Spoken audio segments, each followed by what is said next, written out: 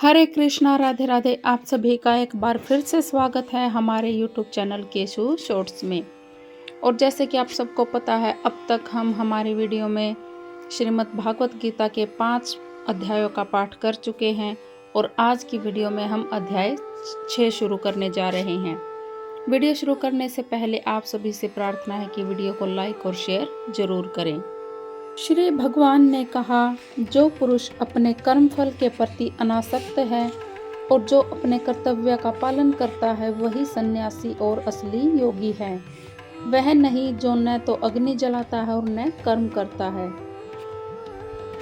इस अध्याय में भगवान बताते हैं कि अष्टांग योग पद्धति मन तथा इंद्रियों को वश में करने का साधन है, किंतु इस कलयुग में सामान्य जनता के लिए इसे संपन्न कर पाना अत्यंत कठिन है।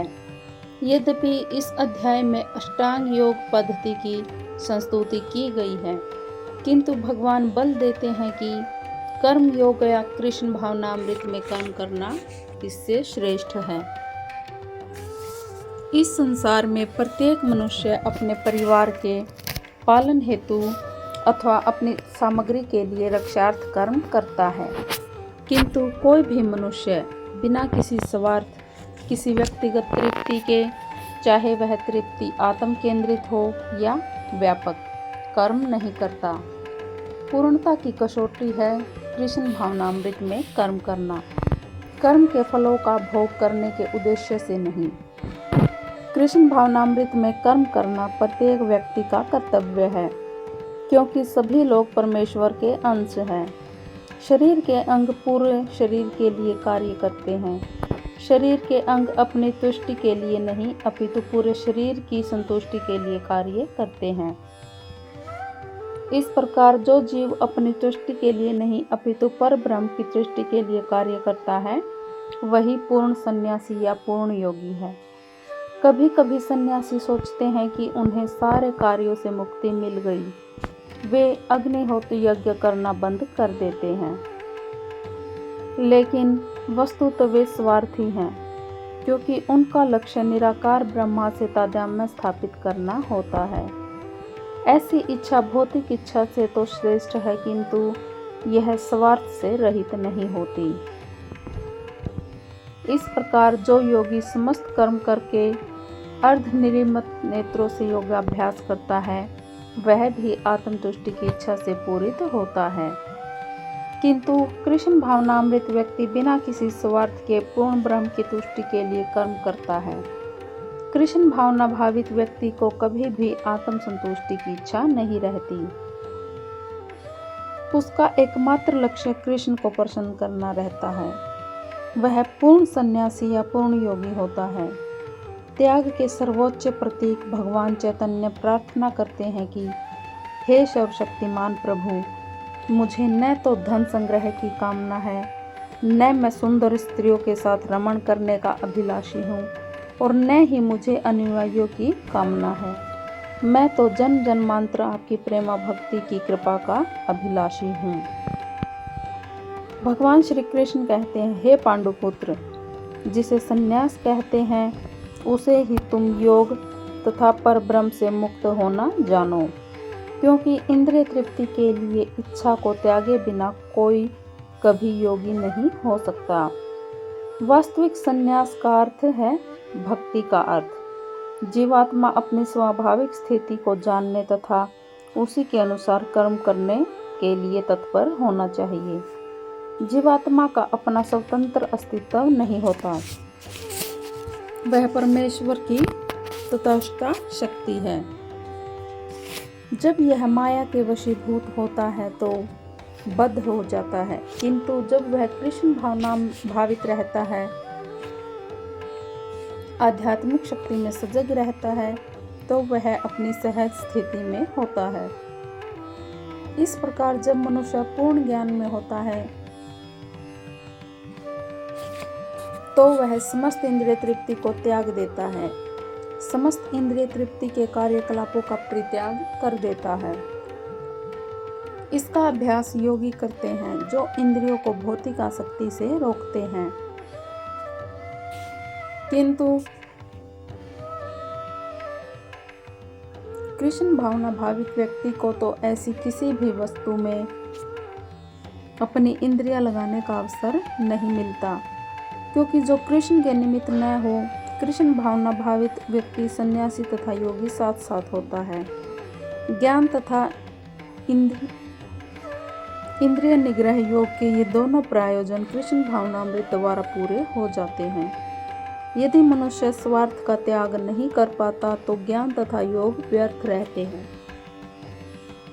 जीवात्मा का मुख्य उद्देश्य तो समस्त प्रकार की आत्म तृप्ति को त्याग कर परमेश्वर की तुष्टि करने के लिए तैयार रहना है। कृष्ण भावना भावित व्यक्ति में किसी प्रकार की आत्म तृप्ति की इच्छा नहीं रहती।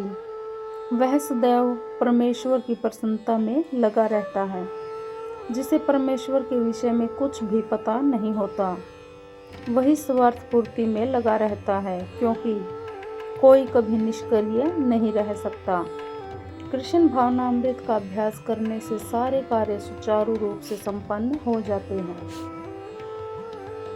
अष्टांग योग के नव साधक के लिए कर्म साधन कहलाता है और योग सिद्ध पुरुष के लिए समस्त भौतिक कार्यकलापों का परित्याग भी साधन कहा जाता है। परमेश्वर से युक्त होने की विधि योग विधि कहलाती है। इसकी तुलना उस पीढ़ी से या सीढ़ी से की जा सकती है जिसे सर्वोच्च आध्यात्मिक सिद्धि प्राप्त की जाती है। यह सीढ़ी की अधम अवस्था से प्रारंभ होकर आध्यात्मिक जीवन के पूर्ण आत्म साक्षात्कार तक की जाती है। विभिन्न चढ़ावों के अनुसार इस सीढ़ी के विभिन्न भाग भिन्न भिन्न नामों से जाने जाते हैं, किंतु कुल मिलाकर यह पूरी सीढ़ी योग कहलाती है और इसे 3 भागों में विभाजित किया जा सकता है: ज्ञान योग, ध्यान योग और भक्ति योग।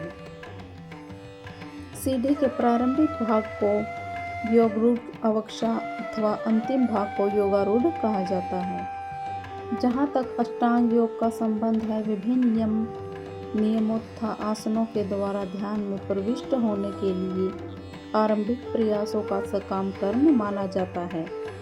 ऐसे कर्मों से पूर्ण मानसिक संतुलन प्राप्त होता है, जिससे इंद्रियां वश में होती हैं। जब मनुष्य पूर्ण ध्यान में सिद्धहस्त हो जाता है तो विचलित करने वाले समस्त मानसिक कार्य बंद हुए माने जाते हैं। किंतु कृष्ण भावना भावित व्यक्ति प्रारंभ से ही ध्यानावस्थित रहता है, क्योंकि वह निरंतर कृष्ण का चिंतन करता है। इस प्रकार कृष्ण की सेवा में सतत व्यस्त रहने के कारण उसके सारे भौतिक कार्यकलाप बंद हुए माने जाते हैं।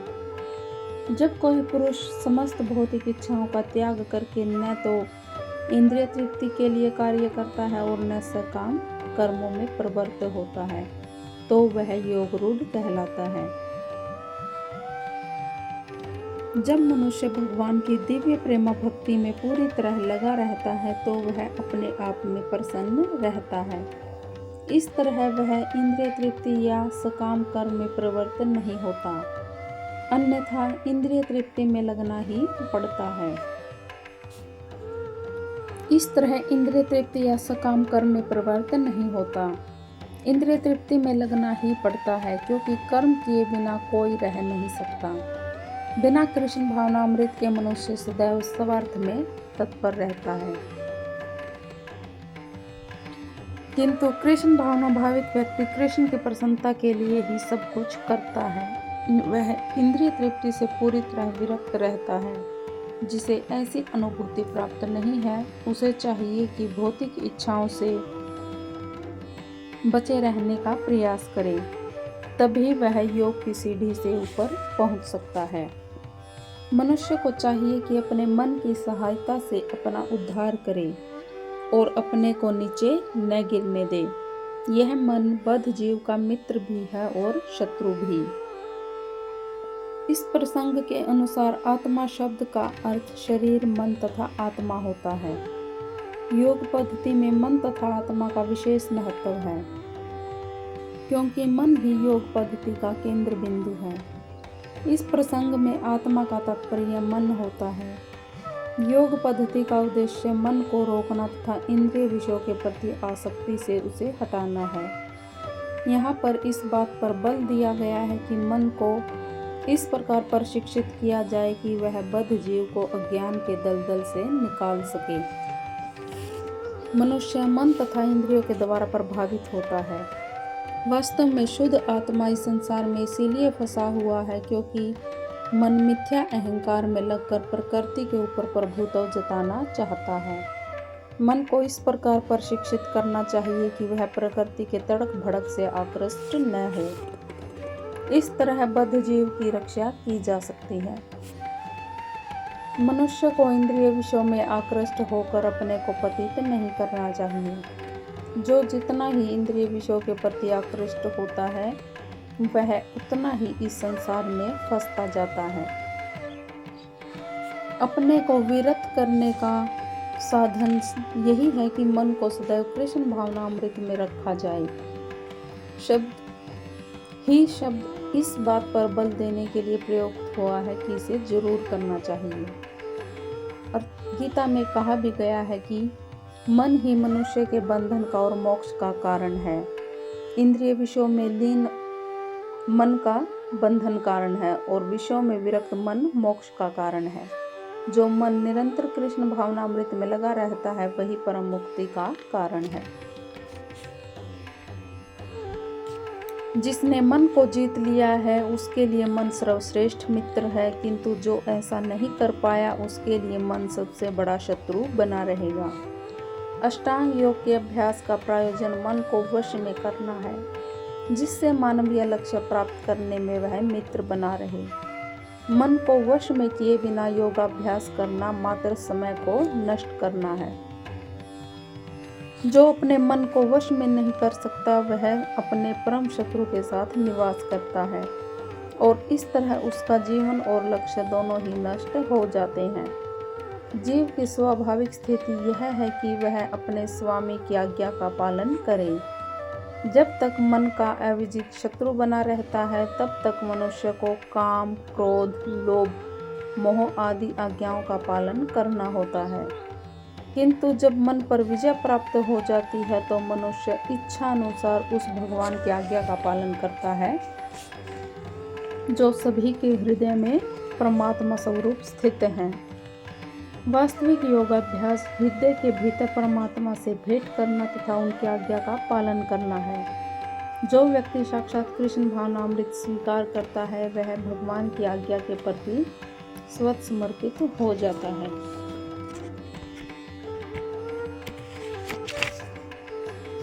जिसने मन को जीत लिया है उसने पहले ही परमात्मा को प्राप्त कर लिया है, क्योंकि उसने शांति प्राप्त कर ली है। ऐसे पुरुष के लिए सुख दुख, सर्दी गर्मी, मान अपमान एक से ही हैं। प्रत्येक जीव उस भगवान की आज्ञा का पालन करने के लिए निमित्त है जो जन जन के हृदय में परमात्मा स्वरूप स्थित है। जब मन बहिरंगा माया द्वारा विपथ कर दिया जाता है तब मनुष्य भौतिक कार्यकलापों में उलझ जाता है। जो ही मन किसी योग पद्धति द्वारा वश में आ जाता है त्यों ही मनुष्य को लक्ष्य पर पहुंचा हुआ मान लिया जाना चाहिए। मनुष्य को भगवद आज्ञा का पालन करना चाहिए। जब मनुष्य का मन प्राप्त प्रकृति में स्थिर हो जाता है तो जीवात्मा के समक्ष भगवद आज्ञा पालन करने के अतिरिक्त कोई विकल्प नहीं रह जाता। मन को किसी न किसी उच्च आदेश को मानकर उसका पालन करना होता है। मन को वश में करने से ही परमात्मा के आदेश का पालन होता है, क्योंकि कृष्ण भावनामृत होते ही यह दिव्य स्थिति प्राप्त हो जाती है। भगवत भक्त संसार के द्वंद्वों, सुख दुख, सर्दी गर्मी आदि से अप्रभावित रहता है।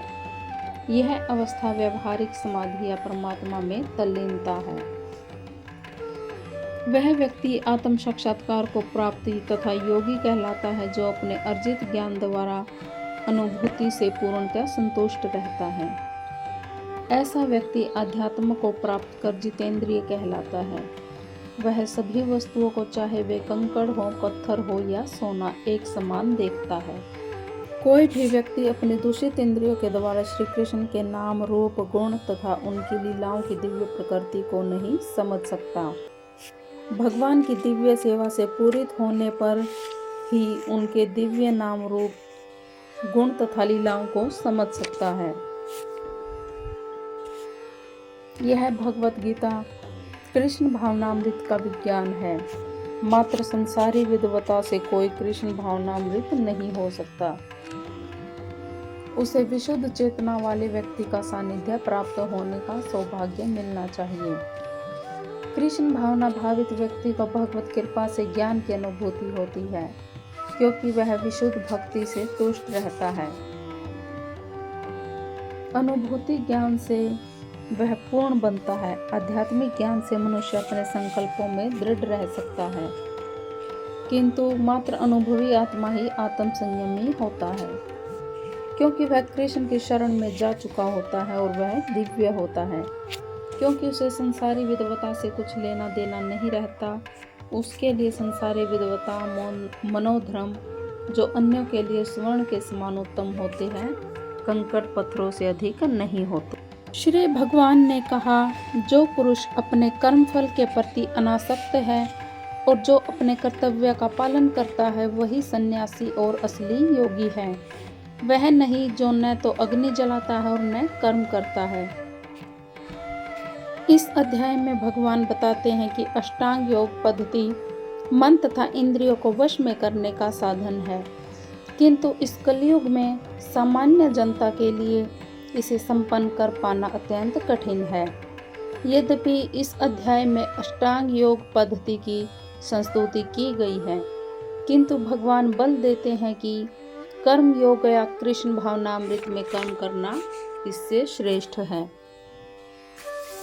इस संसार में प्रत्येक मनुष्य अपने परिवार के पालन हेतु अथवा अपनी सामग्री के लिए रक्षार्थ कर्म करता है, किंतु कोई भी मनुष्य बिना किसी स्वार्थ, किसी व्यक्तिगत तृप्ति के, चाहे वह तृप्ति आत्म केंद्रित हो या व्यापक, कर्म नहीं करता। पूर्णता की कसौटी है कृष्ण भावनामृत में कर्म करना, कर्म के फलों का भोग करने के उद्देश्य से नहीं। कृष्ण भावनामृत में कर्म करना प्रत्येक व्यक्ति का कर्तव्य है, क्योंकि सभी लोग परमेश्वर के अंश हैं। शरीर के अंग पूरे शरीर के लिए कार्य करते हैं। शरीर के अंग अपनी तुष्टि के लिए नहीं, अपितु पूरे शरीर की संतुष्टि के लिए कार्य करते हैं।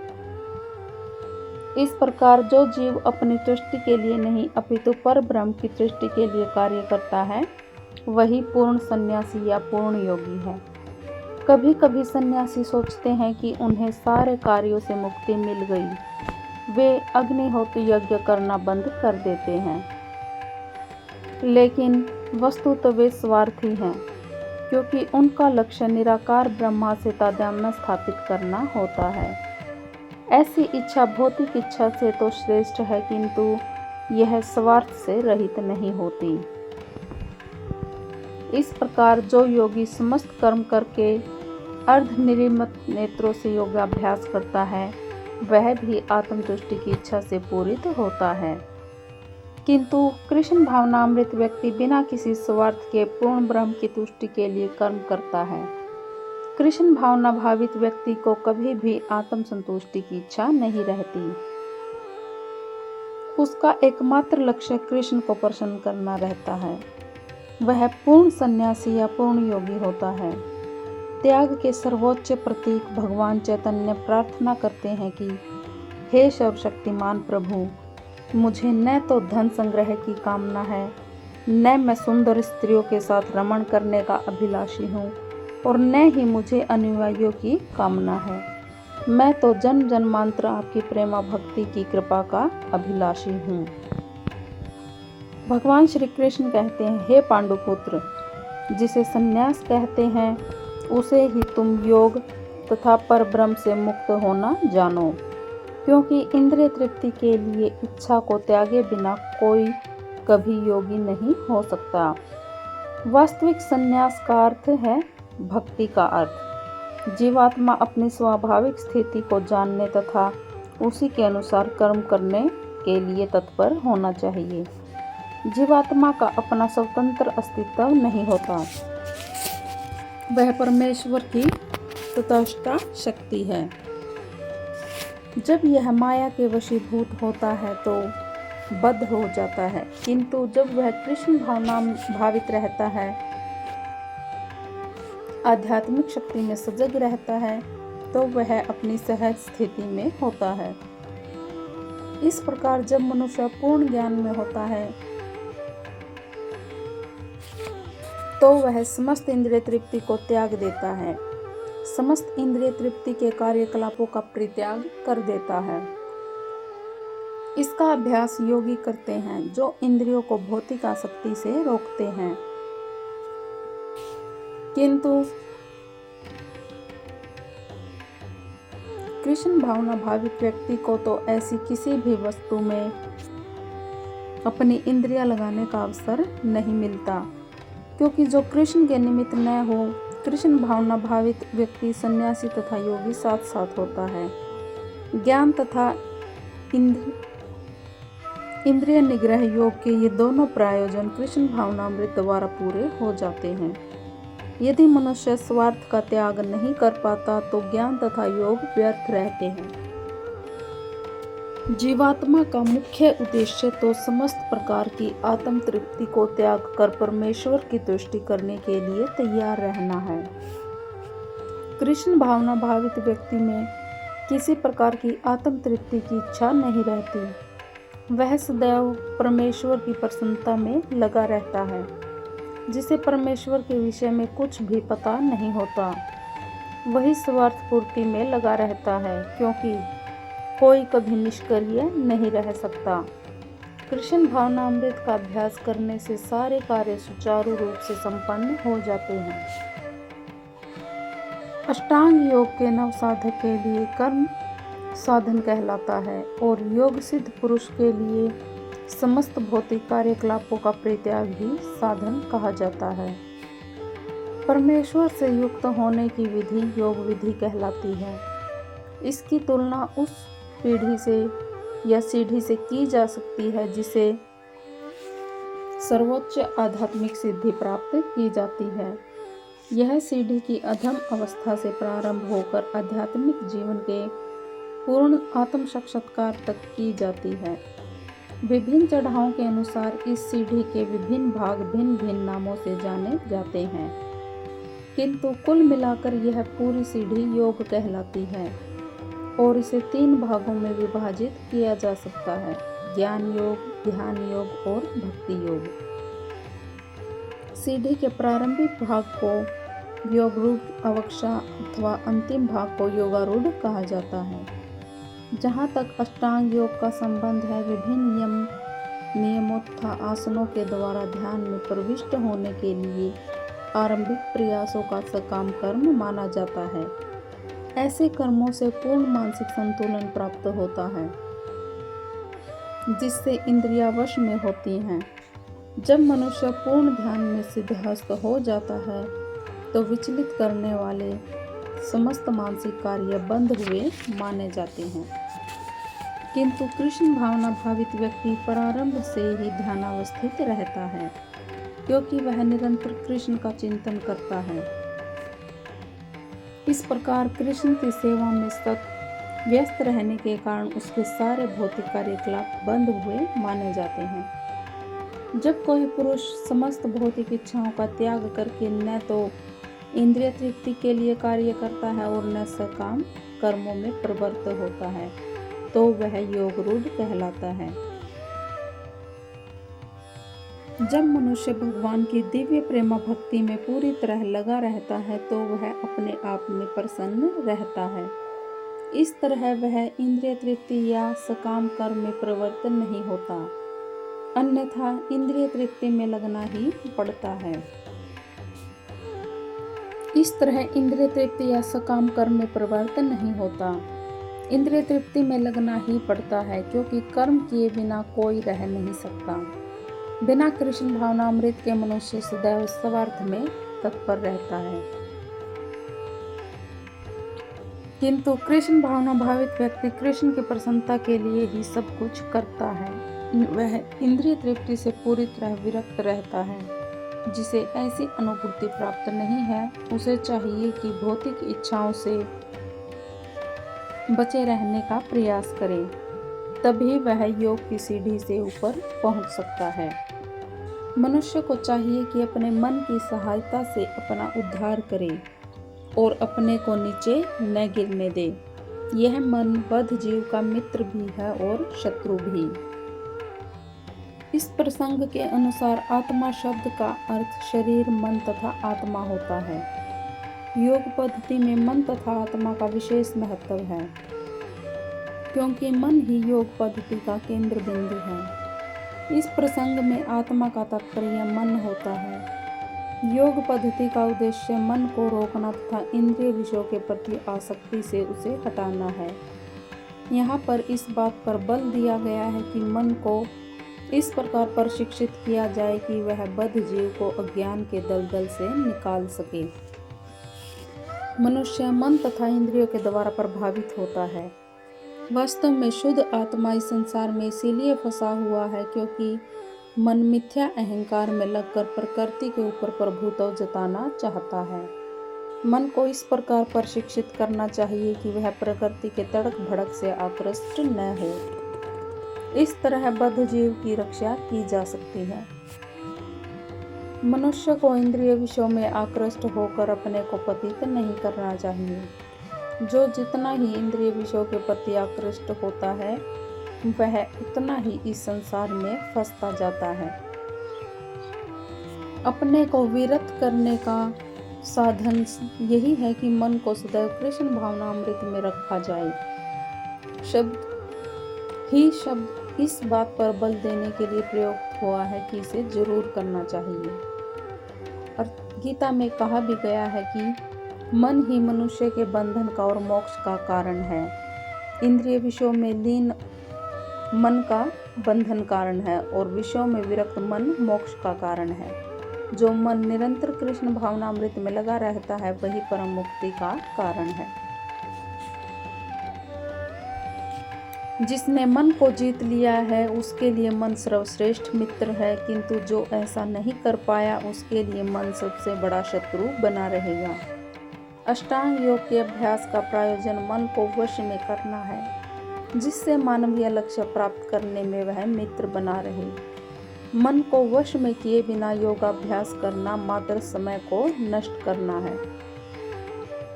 जो अपने मन को वश में नहीं कर सकता, वह अपने परम शत्रु के साथ निवास करता है और इस तरह उसका जीवन और लक्ष्य दोनों ही नष्ट हो जाते हैं।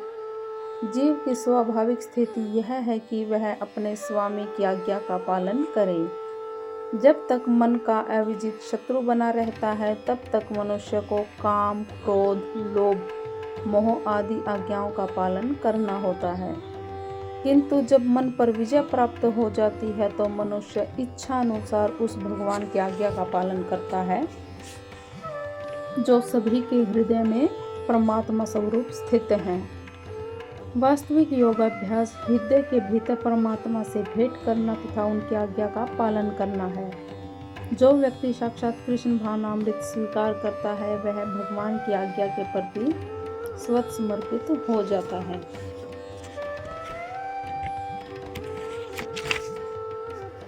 जिसने मन को जीत लिया है, उसने पहले ही परमात्मा को प्राप्त कर लिया है, क्योंकि उसने शांति प्राप्त कर ली है। ऐसे पुरुष के लिए सुख दुख, सर्दी गर्मी, मान अपमान एक से ही हैं।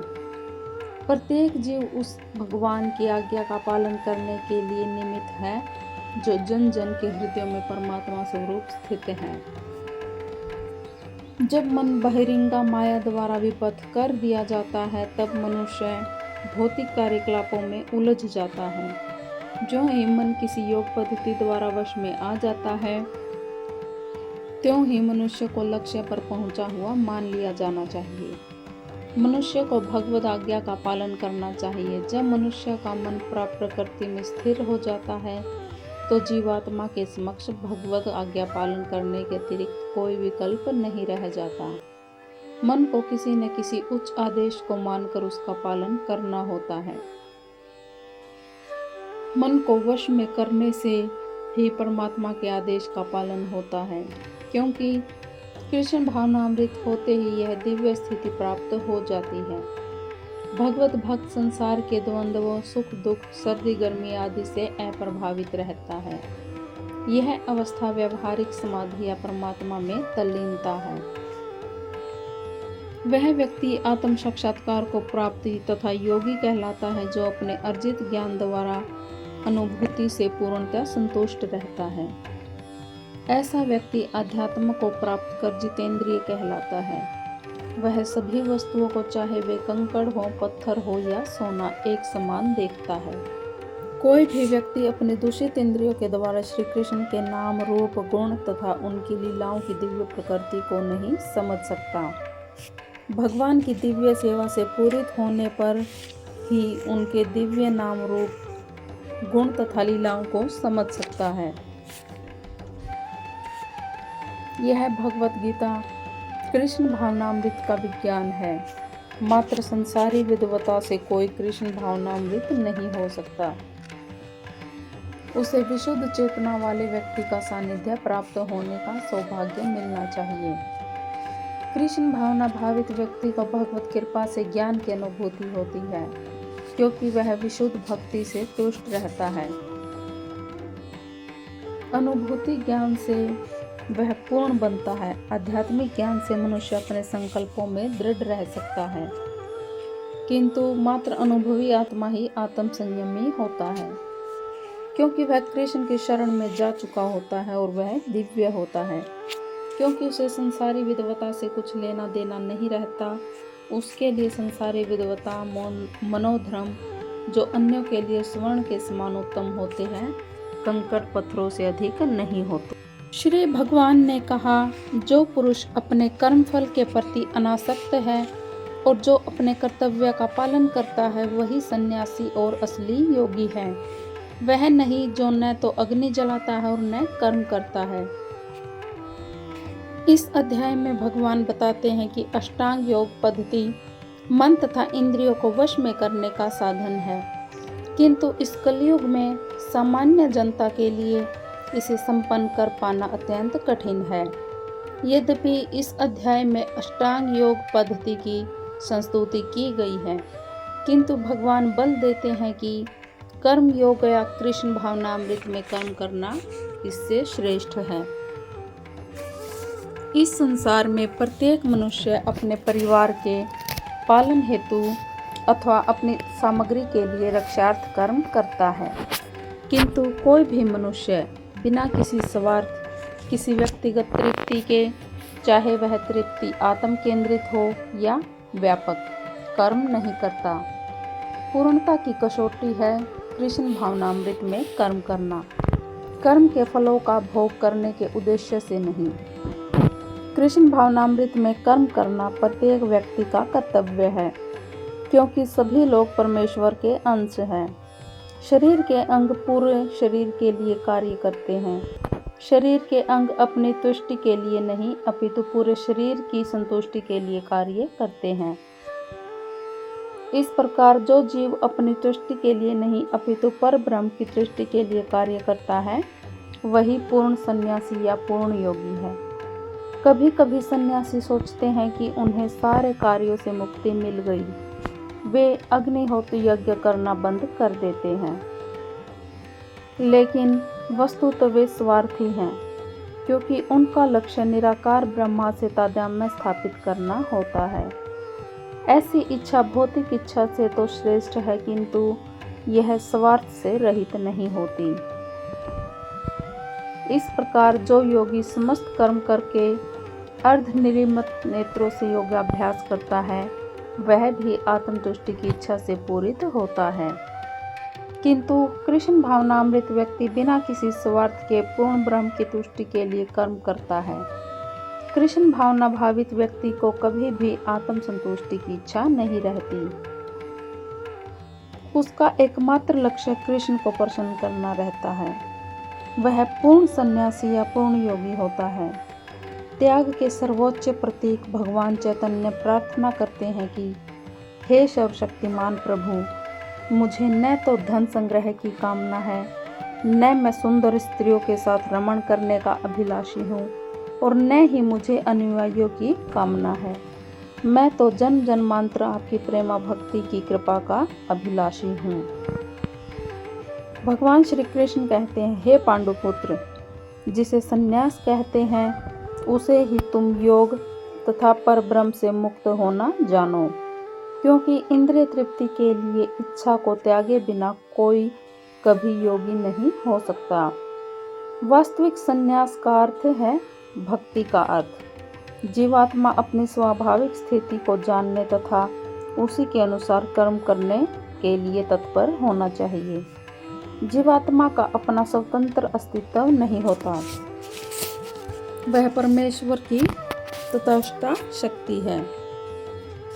जब यह माया के वशीभूत होता है तो बद्ध हो जाता है, किंतु जब वह कृष्ण भावना भावित रहता है,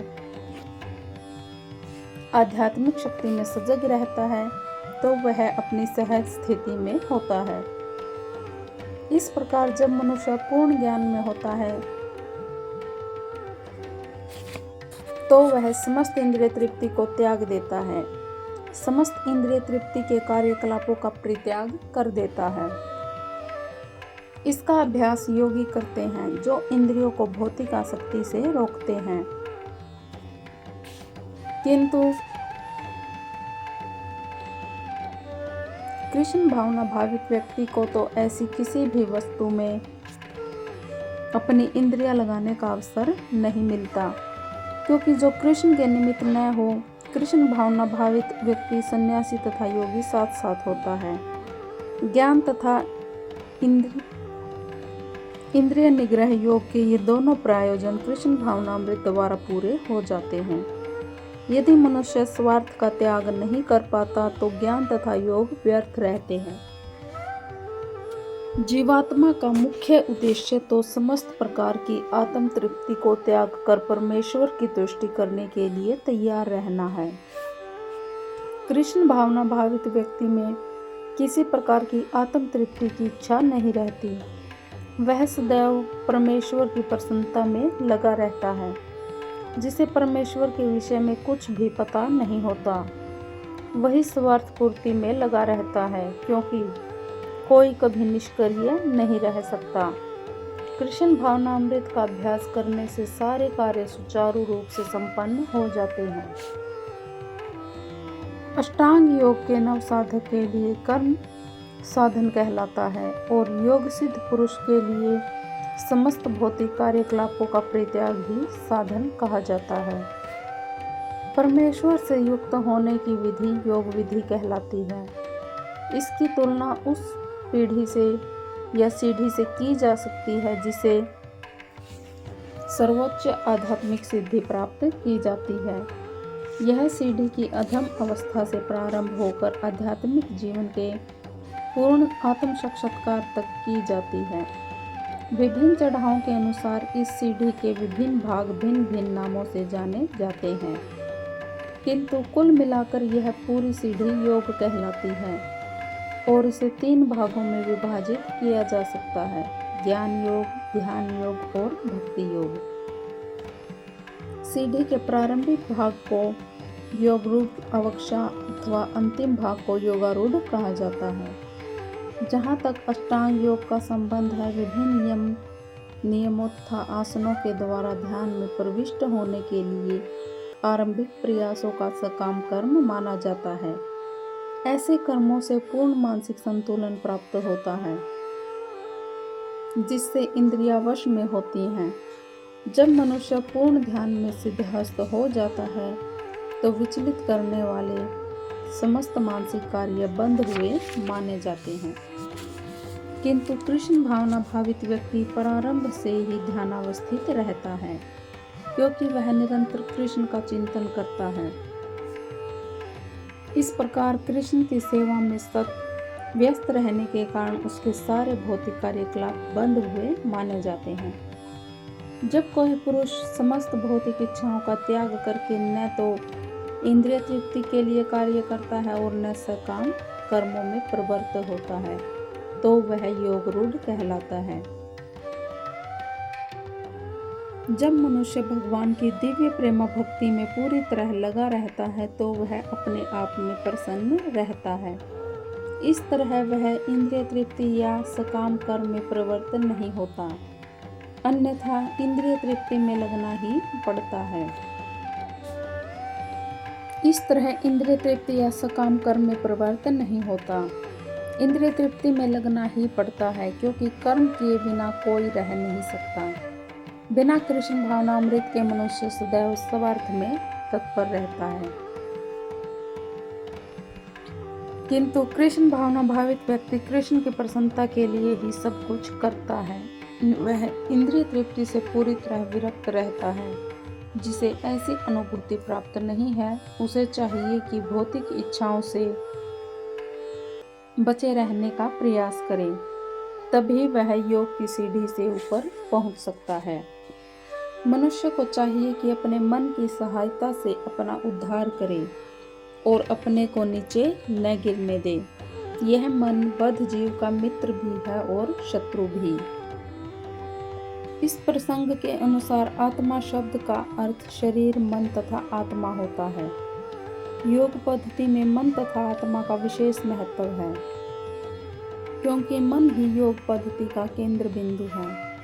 इस प्रसंग में आत्मा का तात्पर्य मन होता है। योग पद्धति का उद्देश्य मन को रोकना तथा इंद्रिय विषयों के प्रति आसक्ति से उसे हटाना है। यहाँ पर इस बात पर बल दिया गया है कि मन को इस प्रकार प्रशिक्षित किया जाए कि वह बद्ध जीव को अज्ञान के दलदल से निकाल सके।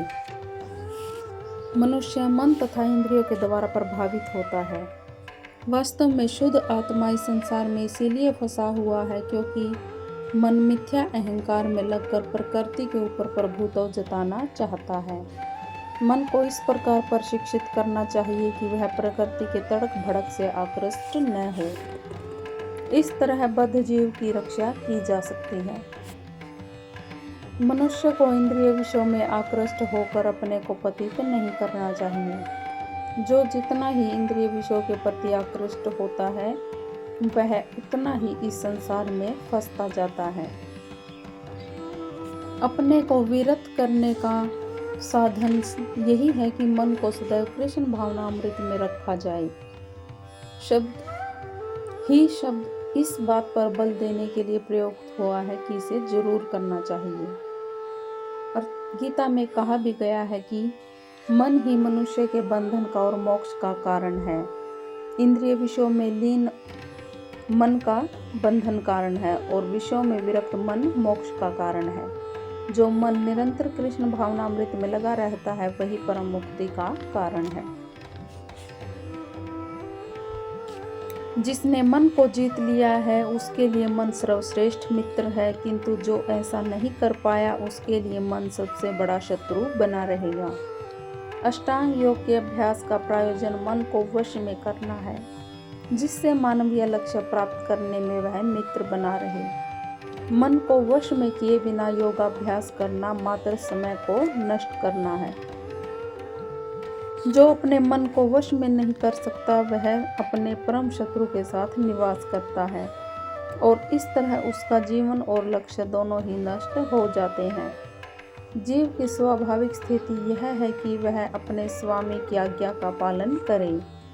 जब तक मन का अविजित शत्रु बना रहता है, तब तक मनुष्य को काम, क्रोध, लोभ, मोह आदि आज्ञाओं का पालन करना होता है।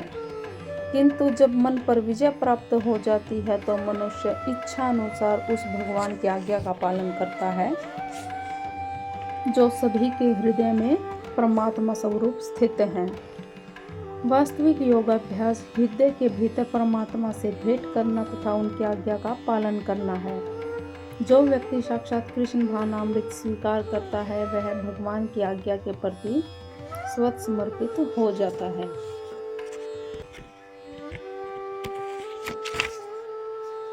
जिसने मन को जीत लिया है, उसने पहले ही परमात्मा को प्राप्त कर लिया है, क्योंकि उसने शांति प्राप्त कर ली है। ऐसे पुरुष के लिए सुख दुख, सर्दी गर्मी, मान अपमान एक से ही हैं। प्रत्येक जीव उस भगवान की आज्ञा का पालन करने के लिए निमित्त है, जो जन जन के हृदयों में परमात्मा स्वरूप स्थित हैं। जब मन बहिरंगा माया द्वारा विपथ कर दिया जाता है, तब मनुष्य भौतिक कार्यकलापों में उलझ जाता है। जो ही मन किसी योग पद्धति द्वारा वश में आ जाता है, त्यों ही मनुष्य को लक्ष्य पर पहुंचा हुआ मान लिया जाना चाहिए। मनुष्य को भगवद आज्ञा का पालन करना चाहिए। जब मनुष्य का मन प्राप्त प्रकृति में स्थिर हो जाता है, तो जीवात्मा के समक्ष भगवद आज्ञा पालन करने के अतिरिक्त कोई विकल्प नहीं रह जाता। मन को किसी न किसी उच्च आदेश को मानकर उसका पालन करना होता है। मन को वश में करने से ही परमात्मा के आदेश का पालन होता है, क्योंकि कृष्ण भावनामृत होते ही यह दिव्य स्थिति प्राप्त हो जाती है। भगवत भक्त संसार के द्वंद्वों, सुख दुख, सर्दी गर्मी आदि से अप्रभावित रहता है। यह अवस्था व्यवहारिक समाधि या परमात्मा में तल्लीनता है। वह व्यक्ति आत्म साक्षात्कार को प्राप्ति तथा योगी कहलाता है, जो अपने अर्जित ज्ञान द्वारा अनुभूति से पूर्णतः संतुष्ट रहता है। ऐसा व्यक्ति अध्यात्म को प्राप्त कर जितेंद्रिय कहलाता है। वह सभी वस्तुओं को, चाहे वे कंकड़ हो, पत्थर हो या सोना, एक समान देखता है। कोई भी व्यक्ति अपने दूषित इंद्रियों के द्वारा श्री कृष्ण के नाम, रूप, गुण तथा उनकी लीलाओं की दिव्य प्रकृति को नहीं समझ सकता। भगवान की दिव्य सेवा से पूरित होने पर ही उनके दिव्य नाम, रूप, गुण तथा लीलाओं को समझ सकता है। यह भगवत गीता कृष्ण भावनामृत का विज्ञान है। मात्र संसारी विद्वता से कोई कृष्ण भावनामृत नहीं हो सकता। उसे विशुद्ध चेतना वाले व्यक्ति का सानिध्य प्राप्त होने का सौभाग्य मिलना चाहिए। कृष्ण भावना भावित व्यक्ति को भगवत कृपा से ज्ञान की अनुभूति होती है, क्योंकि वह विशुद्ध भक्ति से तुष्ट रहता है। अनुभूति ज्ञान से वह पूर्ण बनता है। आध्यात्मिक ज्ञान से मनुष्य अपने संकल्पों में दृढ़ रह सकता है, किंतु मात्र अनुभवी आत्मा ही आत्म संयमी होता है, क्योंकि वह कृष्ण की शरण में जा चुका होता है और वह दिव्य होता है। क्योंकि उसे संसारी विद्वता से कुछ लेना देना नहीं रहता। उसके लिए संसारी विद्वता, मनोधर्म, जो अन्यों के लिए स्वर्ण के समान उत्तम होते हैं, कंकड़ पत्थरों से अधिक नहीं होते। श्री भगवान ने कहा, जो पुरुष अपने कर्मफल के प्रति अनासक्त है और जो अपने कर्तव्य का पालन करता है, वही सन्यासी और असली योगी है। वह नहीं जो न तो अग्नि जलाता है और न कर्म करता है। इस अध्याय में भगवान बताते हैं कि अष्टांग योग पद्धति मन तथा इंद्रियों को वश में करने का साधन है, किंतु इस कलयुग में सामान्य जनता के लिए इसे संपन्न कर पाना अत्यंत कठिन है।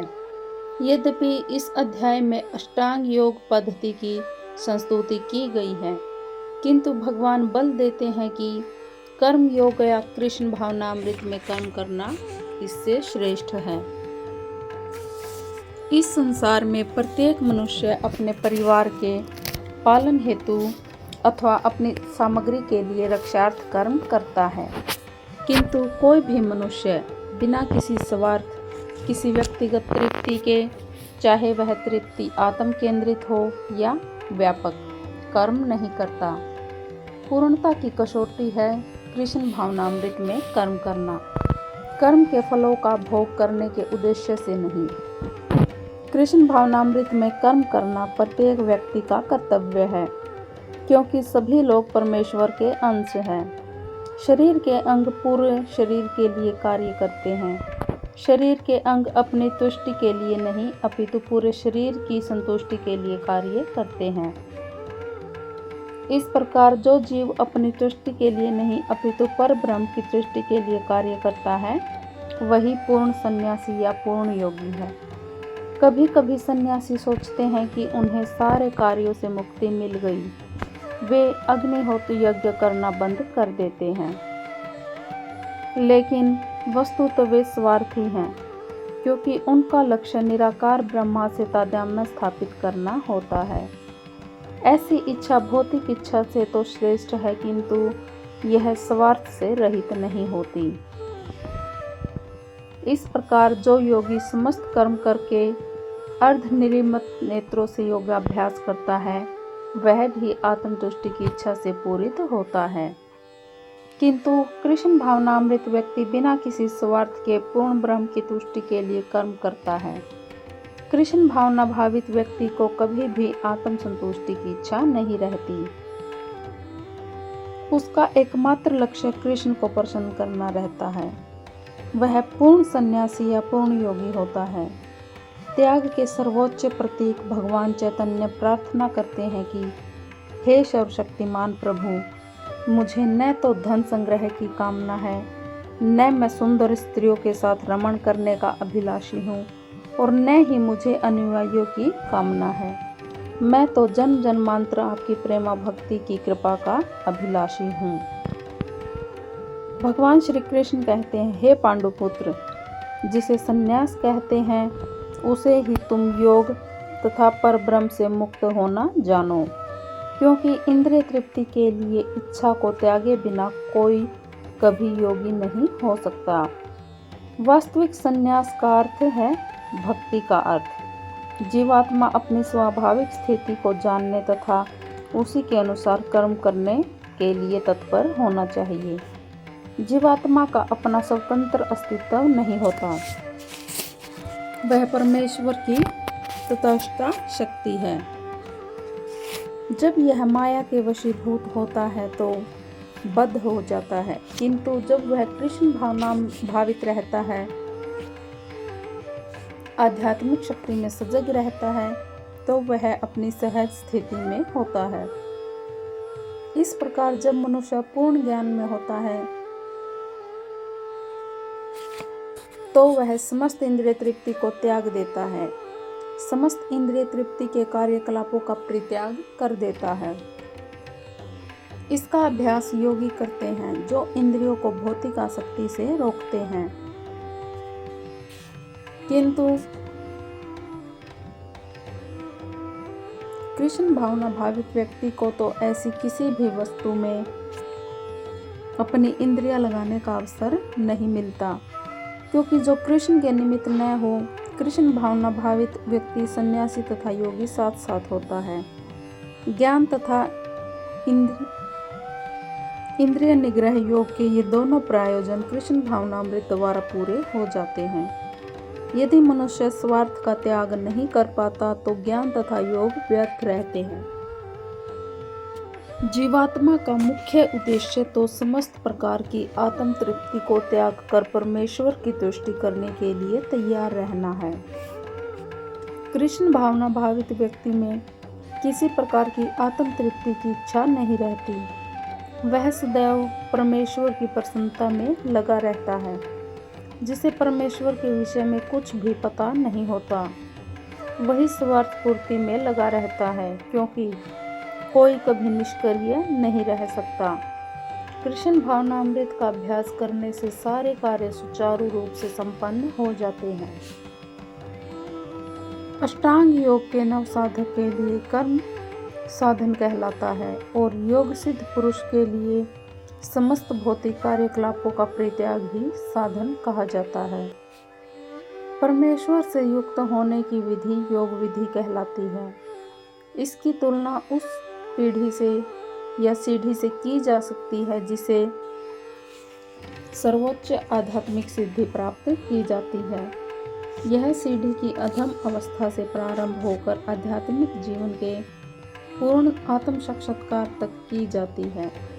विभिन्न चढ़ावों के अनुसार इस सीढ़ी के विभिन्न भाग भिन्न भिन्न नामों से जाने जाते हैं, किंतु कुल मिलाकर यह पूरी सीढ़ी योग कहलाती है और इसे 3 भागों में विभाजित किया जा सकता है: ज्ञान योग, ध्यान योग और भक्ति योग।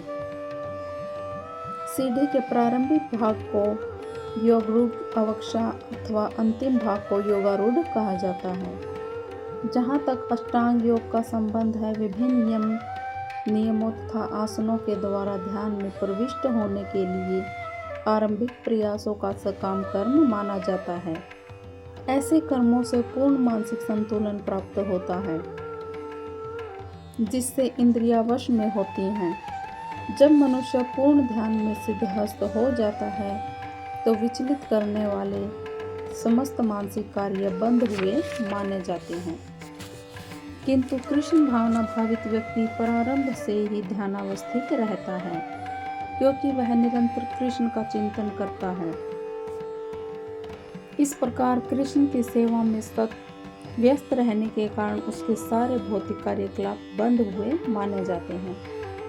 जब कोई पुरुष समस्त भौतिक इच्छाओं का त्याग करके न तो इंद्रिय तृप्ति के लिए कार्य करता है और न सकाम कर्मों में प्रवृत्त होता है, तो वह योगरूढ़ कहलाता है।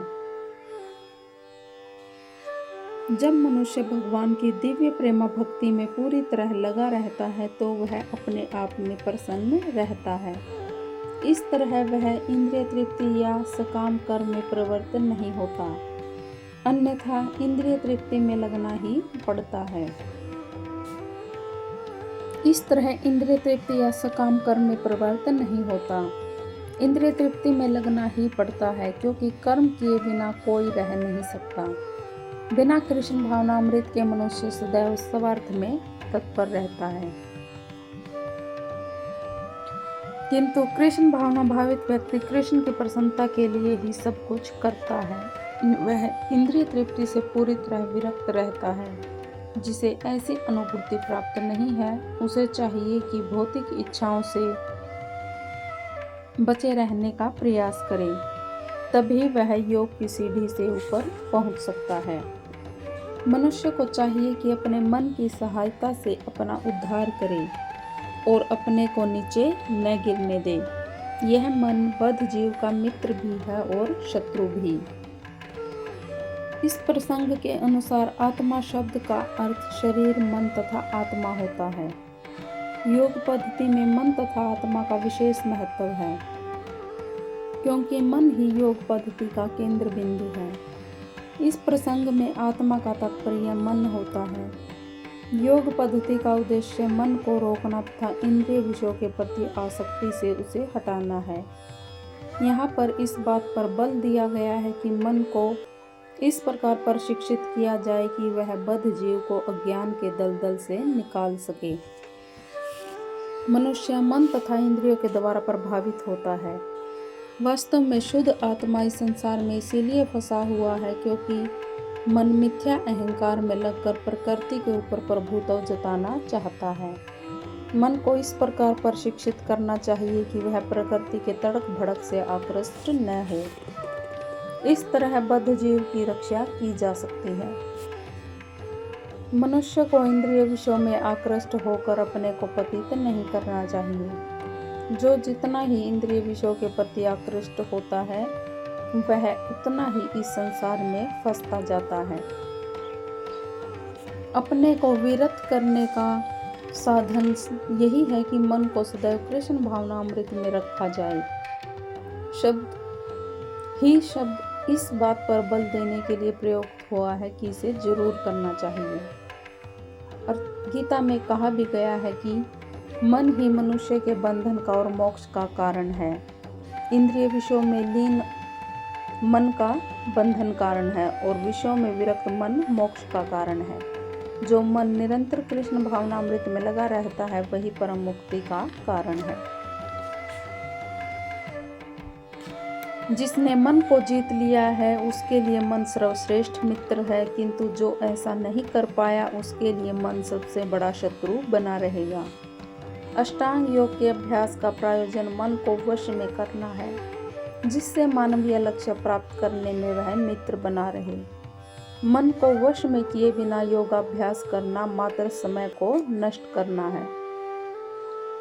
जो अपने मन को वश में नहीं कर सकता, वह अपने परम शत्रु के साथ निवास करता है और इस तरह उसका जीवन और लक्ष्य दोनों ही नष्ट हो जाते हैं। जीव की स्वाभाविक स्थिति यह है कि वह अपने स्वामी की आज्ञा का पालन करे। जब तक मन का अविजित शत्रु बना रहता है, तब तक मनुष्य को काम, क्रोध, लोभ, मोह आदि आज्ञाओं का पालन करना होता है। किंतु जब मन पर विजय प्राप्त हो जाती है तो मनुष्य इच्छा अनुसार उस भगवान की आज्ञा का पालन करता है जो सभी के हृदय में परमात्मा स्वरूप स्थित हैं। वास्तविक योगाभ्यास हृदय के भीतर परमात्मा से भेंट करना तथा उनकी आज्ञा का पालन करना है। जो व्यक्ति साक्षात कृष्ण भावनामृत स्वीकार करता है वह भगवान की आज्ञा के प्रति स्वतः समर्पित हो जाता है।